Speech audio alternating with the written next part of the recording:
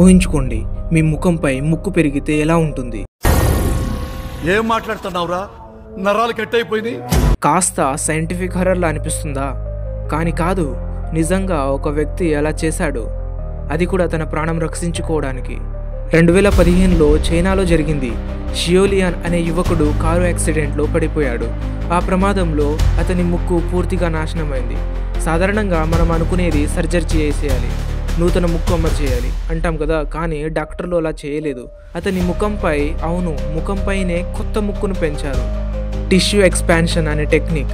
ఇందులో మొదట చర్మం కింద ఒక చిన్న ఇంప్లాంట్ పెడతారు. ఆ ఇంప్లాంట్ చుట్టూ చర్మం నెమ్మదిగా విస్తరిస్తుంది. అలా కొత్త ముక్కు ఆకారం వస్తుంది.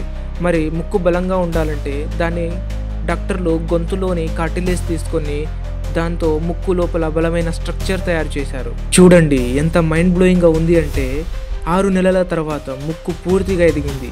తర్వాత డాక్టర్లు దాన్ని కట్ చేసి ముఖంలో సరైన స్థానంలో సర్జరీ చేసి అమలు చేశారు. ఇది మన శరీరం యొక్క సూపర్ పవర్ లాంటిది. మన చర్మం, రక్తనాళాలు, కణాలు అన్నీ కలిసి కొత్త అవయవాన్ని పెంచగలవు. ఇలాంటి సర్జరీలు ఇప్పుడు ప్రపంచమంతా జరుగుతున్నాయి. కేవలం ముక్కు కాదు, చెవులు కాదు, చర్మం భాగాలు ఇంకా అనేక అవయవాలు చేసుకోవచ్చు.